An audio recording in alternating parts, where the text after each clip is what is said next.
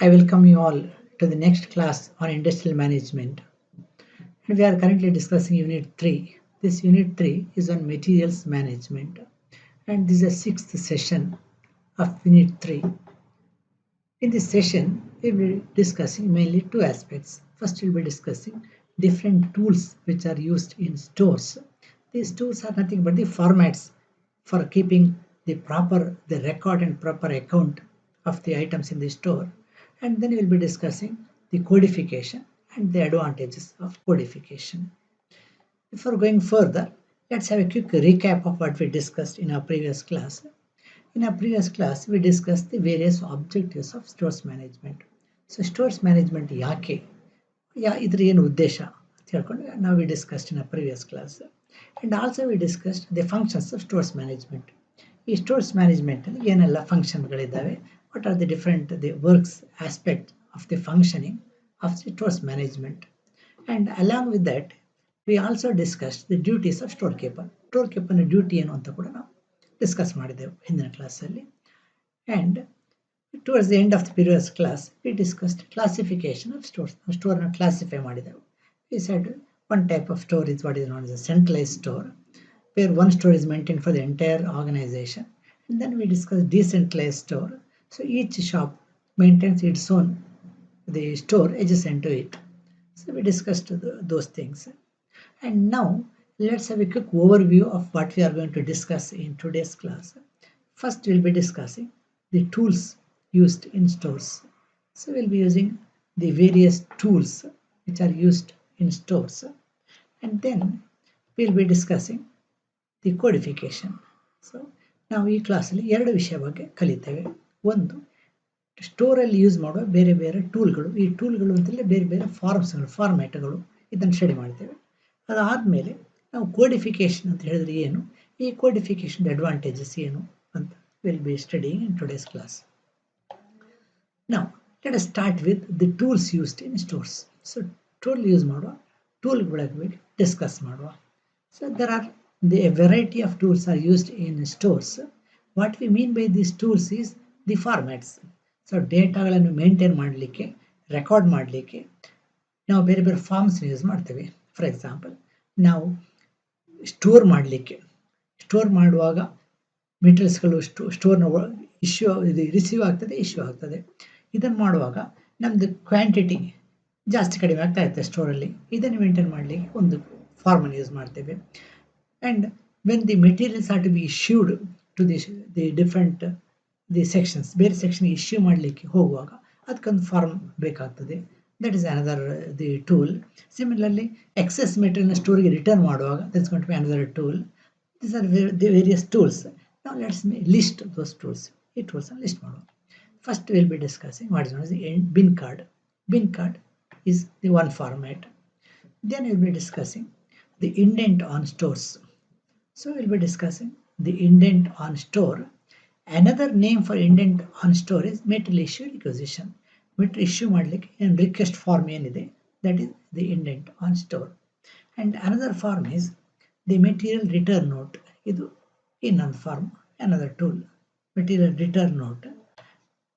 And the last tool which we'll be discussing is what is known as the stores ledger. Stores ಲೆಜರನ್ನು ನಾವು discuss ಮಾಡ್ತೇವೆ, ಅದರ format ಹೇಗಿರ್ತದೆ ಅಂತ.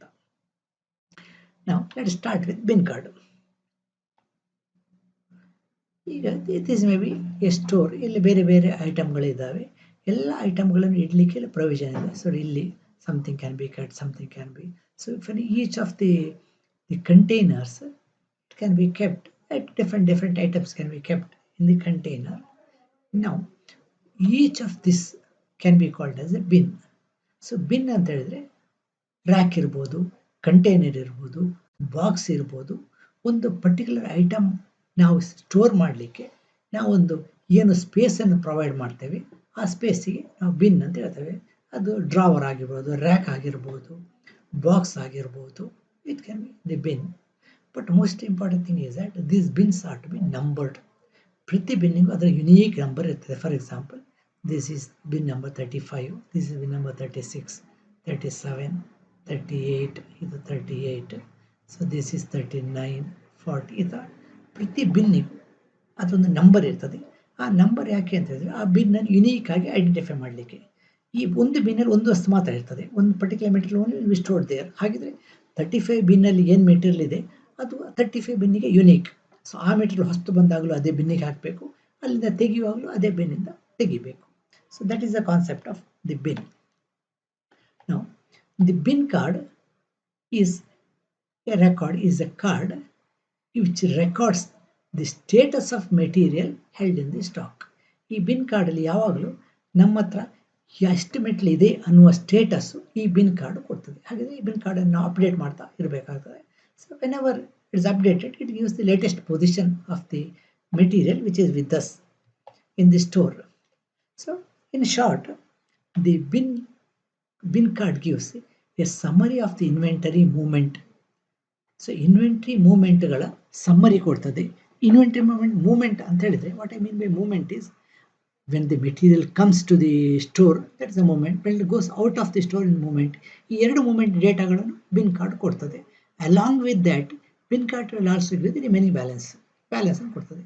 ಹಾಗಿದ್ರೆ ನಮ್ಮ ಹತ್ರ ಎಷ್ಟು ಐಟಮ್ ಇದೆ ಎಟ್ ಪ್ರೆಸೆಂಟ್ ಸ್ಟಾಕಲ್ಲಿ ಅಂತ ಹೇಳಬೇಕಿದ್ರೆ ನಾವು ಬಿನ್ ಕಾರ್ಡನ್ನು ನೋಡಬೇಕು. ಆ ಐಟಮ್ ಇದೆ ಬಿನ್ ಕಾರ್ಡನ್ನು ನೋಡಿದರೆ ಗೊತ್ತಾಗ್ತದೆ.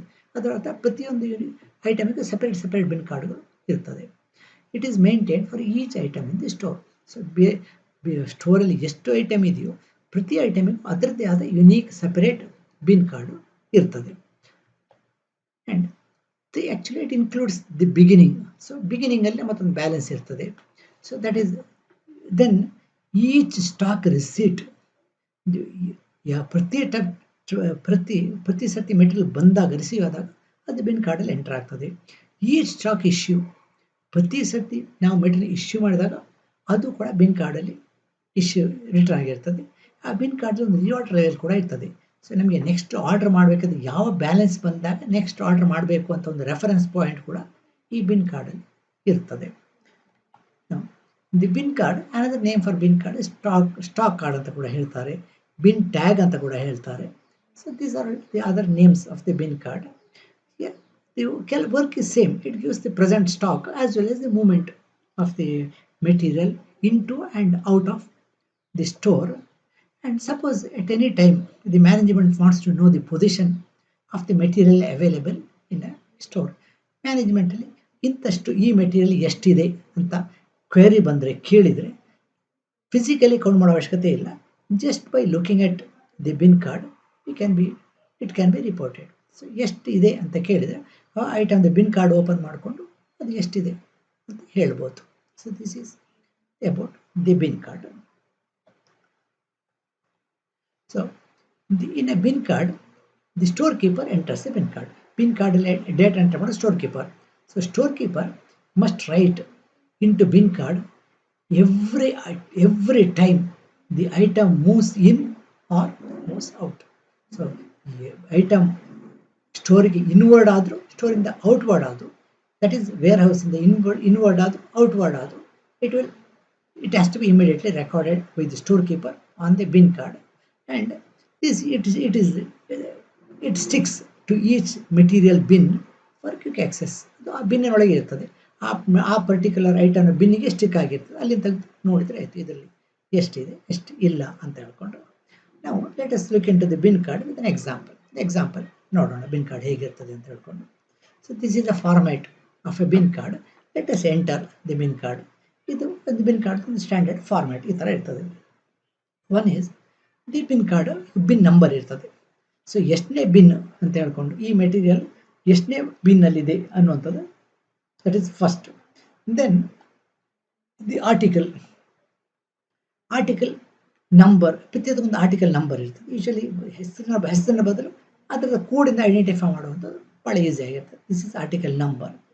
ದೆನ್ ದಿ ಮ್ಯಾಕ್ಸಿಮಮ್ ಐಟಮ್, ಆ ಪರ್ಟಿಕ್ಯುಲರ್ ಐಟಮ್ ಇದೆ ಮ್ಯಾಕ್ಸಿಮಮ್ ಅಂದರೆ ನಮ್ಮ ಹತ್ರ 100 ಸ್ಟಾಕ್ ಇರ್ತದೆ, ಅದಕ್ಕಿಂತ ಜಾಸ್ತಿ ಅವಶ್ಯಕತೆ ಇಲ್ಲ. Reorder level, when the stock reaches 50 we have to reorder that. So reorder level ನಮ್ಮದು 50 ಆ ಪರ್ಟಿಕ್ಯುಲರ್ ಐಟಮಿಗೆ. And then the minimum quantity is 25. ನಮ್ಮ ಹತ್ರ ಒಂದು ಸೇಫ್ಟಿ ಸ್ಟಾಕ್ ಇರಬೇಕು. So this safety stock is minimum 25. That means at any point of time the stock with should not go below this 25. So these are the quantities which are entered in the bin, and then a particular date. Suppose we have to enter a particular date. ಒಂದು second ಅಂತ ತಿಳ್ಕೊಳ್ಳೋಣ. That means the second date. Quantity received. The quantity received is 100. ನಮ್ಮ ಹತ್ರ ಇಷ್ಟು ಇದ್ದಿಲ್ಲ. This is initial. So quantity issued ಇಲ್ಲ. Then balance is with 100. So ಇದು ನಮ್ಮ ಹತ್ರ ಈಗ ಇರುವ ಆನ್ ದಿಸ್ ಡೇಟ್, ಈ ಡೇಟಲ್ಲಿರುವ ಬ್ಯಾಲೆನ್ಸ್. ಅದನ್ನೇ ಡೂಪ್ಲಿಕೇಟ್ 2 ಕಾಪಿಯಲ್ಲಿ ಬರೀತಾರೆ. So this is the same thing. Date 100, issued ಇಲ್ಲ, stock. So this is the same copy in twice. Now on a particular date, say on 6th, so received ಇಲ್ಲ, issue 25 issue ಆಯಿತು.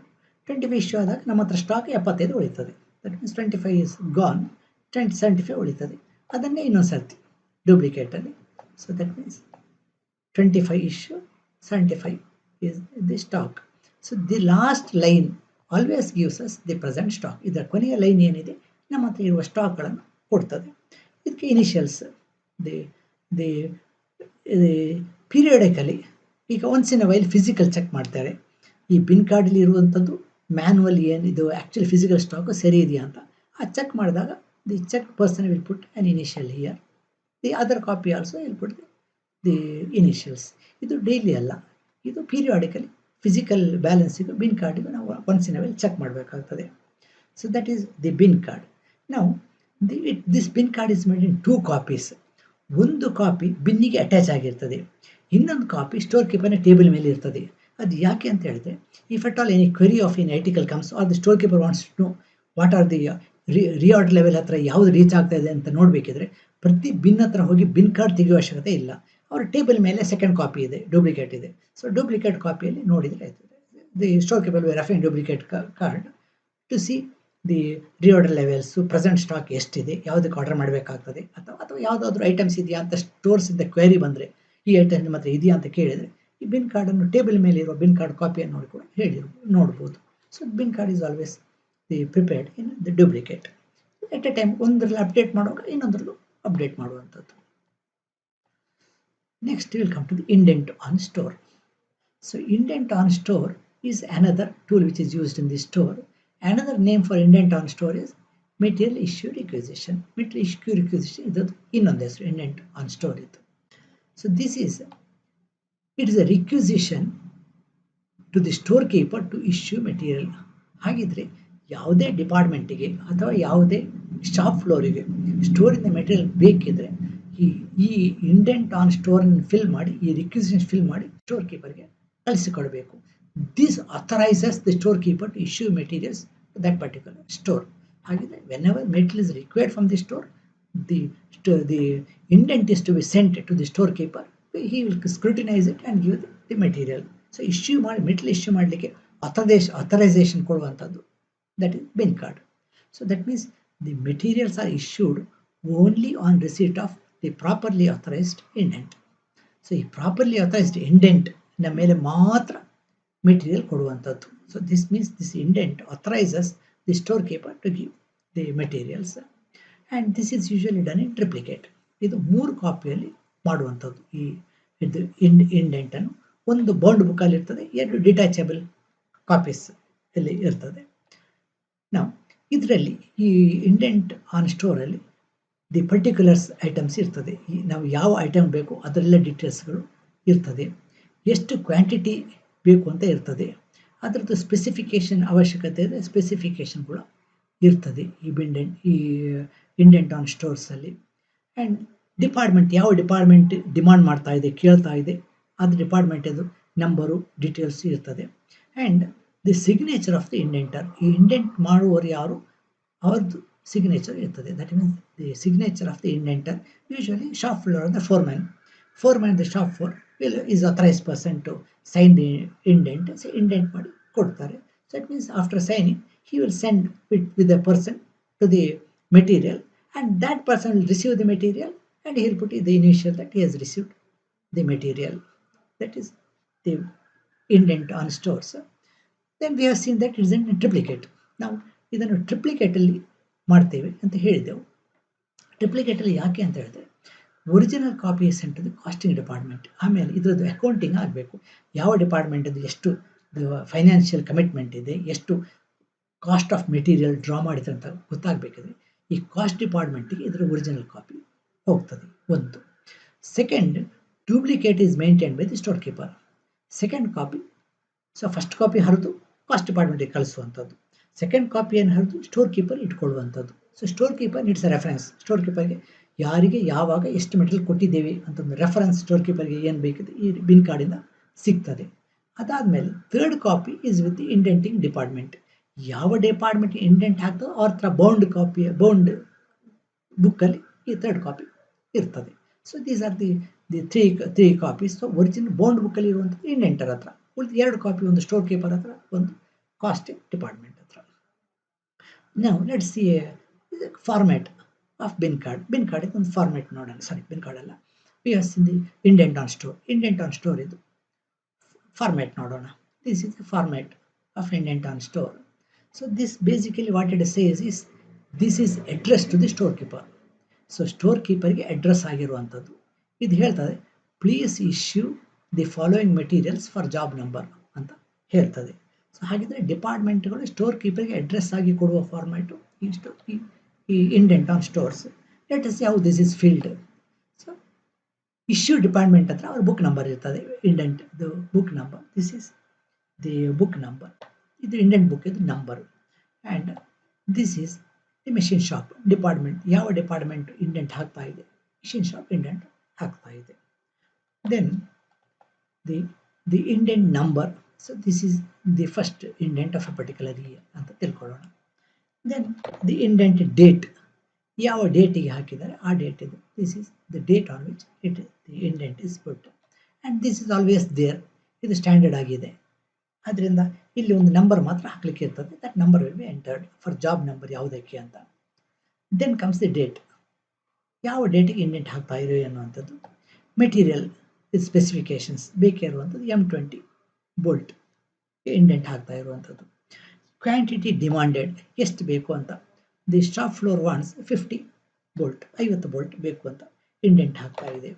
But sometimes it may happen that the ಸ್ಟೋರಲ್ಲಿ ಅಷ್ಟು at a time ಅಷ್ಟು ಕೊಡಲಿಕ್ಕೆ ಇಲ್ಲದೇ ಇರ್ಬೋದು. So store keeper ಇಲ್ಲಿ issues 40 bolt ಅಷ್ಟೇ ಇಶ್ಯೂ ಮಾಡ್ತಾರೆ. ದೆನ್ ಇಟ್ ವಿಲ್ ಸೆ ಈ ರಿಮೈನಿಂಗ್ 10 ಬೋಲ್ಟಿಗೆ ಇನ್ನೊಂದು ಇಂಡೆಂಟ್ ಹಾಕಿ ಅಷ್ಟು ಲೇಟರ್ ಅಂತ ಹೇಳ್ತಾರೆ. ಸೊ ಅದು ಬೇಕಂದರೆ 50 ಕೊಡೋ ಕಂಡೀಷನ್ ಇರಲಿಲ್ಲ store keeper. So store keeper has given slightly less there. Then ಇದನ್ನು ಎಲ್ಲಿ ಎಂಟರ್ ಮಾಡಿದ್ದು ಅಂತ, ಇದನ್ನು ಸ್ಟೋರ್ ಲೆಜರ್ ಬುಕ್ಕಲ್ಲಿ ಪೇಜ್ ನಂಬರ್ 151 ಎಂಟರ್ ಆಗಿದ್ದು. ದಿಸ್ ಇಸ್ ಟು ರೆಫರ್, ಇದನ್ನು ಲೆಜರ್ ಬುಕ್ಕಲ್ಲಿ ಎಲ್ಲಿ ಎಂಟರ್ ಮಾಡಿದ್ದೇವೆ ಅನ್ನುವಂಥದ್ದು. And the store keeper will put a signature here. And these things will be filled later by the accounts department. ಅದನ್ನು ಮಾಡೋ ಅವಶ್ಯಕತೆ ಇಲ್ಲ. The foreman will sign here. ಇದನ್ನು ಸೈನ್ ಮಾಡಿ ಫೋರ್ಮೆನ್ ಕಳಿಸ್ತಾರೆ. ಆಮೇಲೆ ಇದನ್ನು ಇಶ್ಯೂ ಮಾಡಿ ರಿಸೀವ್ ಮಾಡಿದಾಗ ಈ receive person, the person who is sent by the store keeper, the foreman to receive the material will put a signature here. That completes the format of the indent. That is the indent on store or material issue requisition. Next, let's come to material return note. Sometimes the material which is taken from the store may not be useful, or that may be an excess. ಕೆಲವು ಸತಿ ನಮಗೆ wrong calculation ಬೇಕಾದಕ್ಕಿಂತ ಜಾಸ್ತಿ draw ಮಾಡಿರ್ಬೋದು shop floor. ಅಥವಾ ಕೆಲವು ಸತಿ ಏನಾಗ್ಬೋದು ಅಂತ ಹೇಳಿದ್ರೆ ಆರ್ಡರ್ ಇದೆ ಅಂತ ಡ್ರಾ ಮಾಡಿದೆವು, ಅದಾದಮೇಲೆ ಆರ್ಡರ್ ಕ್ಯಾನ್ಸಲ್ ಆಯಿತು. ಸೊ ಆರ್ಡರ್ ಕ್ಯಾನ್ಸಲ್ ಆದ್ಕೊಳ್ಳಿ ಮತ್ತು ಆ ಮೆಟೀರಿಯಲ್ ಅಲ್ಲಿ ಇಟ್ಕೊಳ್ಲಿಕ್ಕಿಲ್ಲ, ಅದನ್ನು ವಾಪಸ್ ಸ್ಟೋರ್ಗೆ ಕಳಿಸ್ಕೊಡ್ಬೇಕು ಅದಂತೂ. So there may be various situations where the material has to be return from the stock to the store. ನಾವು ಆವಾಗ ಇಂಡೆಂಟಿಂದ ಮಾಡಿರುವಂಥದ್ದು ಸ್ಟೋರಿಂದ ಶಾಪಿಗೆ ಡ್ರಾ ಮಾಡಿರುವಂಥದ್ದು, ಈಗ ಶಾಪಿಂದ ಸ್ಟೋರಿಗೆ ರಿಟರ್ನ್ ಮಾಡುವಂಥದ್ದು. So that is what is known as the material return note. ಈ ಮೆಟೀರಿಯಲ್ ರಿಟರ್ನ್ ನೋಟಿಗೂ ಅದದ್ದು ಫಾರ್ಮ್ಯಾಟ್ ಇದೆ, that will be discussing it later. So the form, this material return note is used to return the material to the store. So shop in the store ಗೆ material return ಮಾಡಲಿಕ್ಕೆ ನಾವು use ಮಾಡುವಂಥದ್ದು material return note. And so this is as we have just discussed. So all the materials which is drawn from the store may not be used in shops. ಕೆಲವು ಸತಿ ನಮಗೆ ಸ್ಟಾಪಲ್ಲಿ use ಮಾಡಲಿಕ್ಕೆ ಆಗೋದಿಲ್ಲ. there may be one of the reason, maybe excess drawn. So ನಾವು excess quantity ಇರ್ಬೋದು ಅವಶ್ಯಕತೆಗಿಂತ, ಅಥವಾ order cancel ಆಗಿರ್ಬೋದು. So ಈ ಸಿಚುವೇಶನಲ್ಲಿ ನಾವು ರಿಟರ್ನ್ ಮಾಡಬೇಕಾಗ್ತದೆ. ಈ ರಿಟರ್ನ್ ಮಾಡುವಾಗ will be using A format what is not material return note. And this metal return note is made in the duplicate and it is sent to the storekeeper. ಇದು ಸ್ಟೋರ್ಕೀಪರ್ಗೆ ಕಳಿಸುವಂಥದ್ದು. So this is also to be signed by the foreman sign ಆಗುವಂಥದ್ದು. Let us see an example of the metal return note from the job number. ಈ ಒಂದು particular job ನಂಬರಿಗೆ ನಾವು draw ಮಾಡಿದ್ದದು material ಈಗ ಬೇಡ ಈ ಜಾಬ್ ನಂಬರಿಗೆ. ನಾವು this is the number of the return note. ಈ ವರ್ಷದ್ದು 5th return note ಅಂತ ಹೇಳೋಣ. This is a number on a particular date. So this is the date on which it is sent, and the foreman, this is the standard, the content to the storekeeper. Please receive the following materials. ಹಾಗೆ ಇಂಡೆಂಟಲ್ಲಿ ಹೇಳಿದ್ದು please issue the materials, ಹೀಗೆ ಹೇಳುವಂಥದ್ದು please receive the material, ಇದನ್ನು ತಗೊಳ್ಳಿ ಅನ್ನುವಂಥದ್ದು. Then foreman signs here and then ಯಾವುದೆಲ್ಲ material return ಮಾಡ್ತಾ ಇರೋದು ಅಂತ it will be return here.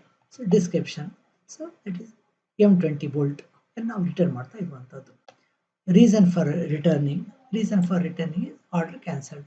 ನಾವು ಆರ್ಡರ್ ಇದೆ ಅಂತ ತಗೊಂಡಿದ್ದದ್ದು, ಈಗ ಆರ್ಡರ್ ಇಲ್ಲ, we are that is the cancelled. ಎಷ್ಟು ರಿಟರ್ನ್ ಮಾಡ್ತಾ ಇದ್ದೇವೆ? 50 ಐಟಮ್ಸನ್ನು ರಿಟರ್ನ್ ಮಾಡ್ತಾ ಇದ್ದೇವೆ. ದಿ ರೇಟ್ ಆಲ್ರೆಡಿ ಎಂಟ್ರಿ ಆಗಿರ್ತದೆ, ಅದನ್ನು ನಾವು ಇಲ್ಲೇ ರಿಟರ್ನ್ ಎಂಟ್ರಿ ಮಾಡ್ಬೋದು. Rate, the value and the leisure page number. So these things can be entered.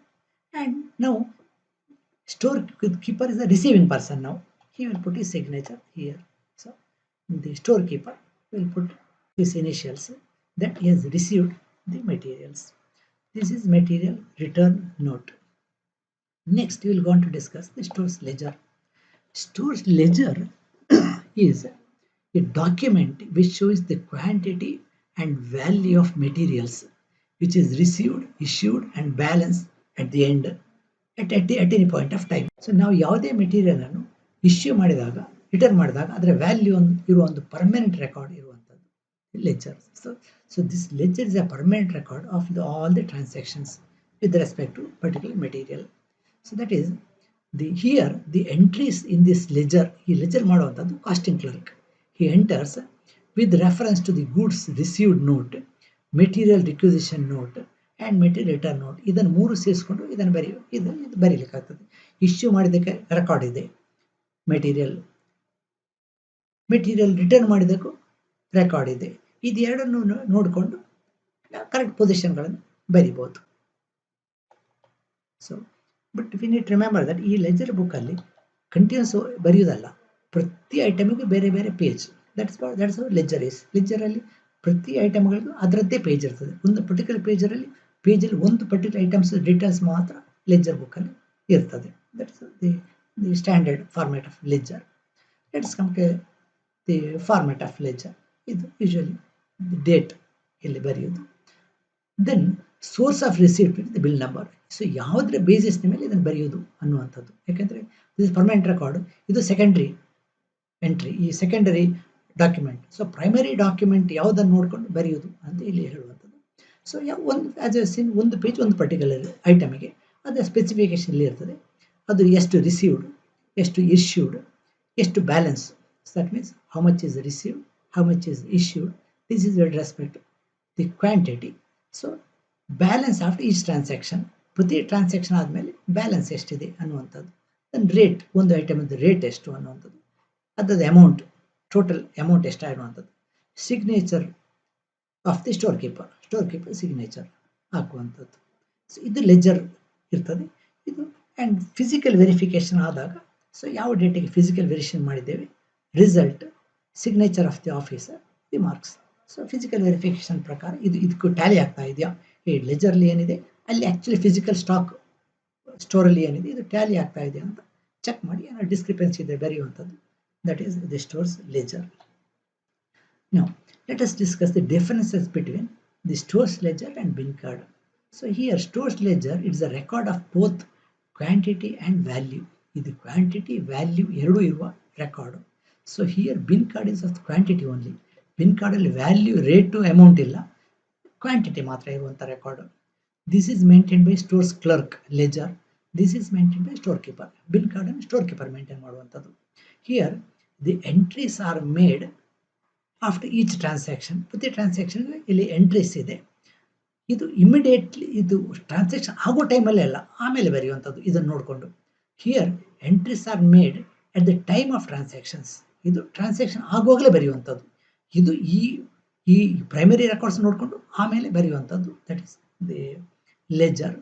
So it is the kept in the cost office. This is attach to the bin. ಇದು ಬಿನ್ನ ಜೊತೆಗೆ ಇರ್ತದೆ. ಇದು separate ಆಗಿ maintain ಆಗ್ತದೆ. Entries are made by the cost clerk. Entries are made by the storekeeper. These are the differences between the bin card and the store's ledger. Let's come to codification. So codification is a systematic and concise representation of any equipment or any raw material. ಯಾವುದೇ equipment ಇದು code ಹೇಳ್ಬೋದು. Raw material, any tool, any spare parts, any supplies in an abbreviated form, using the alphabets, using numerals, using color or symbols. So ನಾವು ಒಂದು particular item ಯಾವುದಾದ್ರೂ code ಮುಖಾಂತರ, code ಅಂತ ಹೇಳಿದ್ರೆ A combination of letter digits ಇರುವಂಥದ್ದು, ಕೆಲವು ಅಕ್ಷರಗಳನ್ನು ಡಿಜಿಟ್ಗಳನ್ನು ಸೇರಿಕೊಂಡು ಒಂದು ಕೋಡ್ ಮಾಡಿ ಆ ಕೋಡ್ ನಾವು ಹೇಳುವಂಥದ್ದು. That is codification. So this is easy. Using the code it is easy to store and it is easy to retrieve the material. ಈಗ ಅದರದ್ದು ಫುಲ್ ನೇಮ್ ಹೇಳೋ ಬದಲು ಅದರದ್ದು ಬ್ರೀಫ್ ಕೋಡನ್ನು ನಾವು ಹೇಳ್ಬೋದು.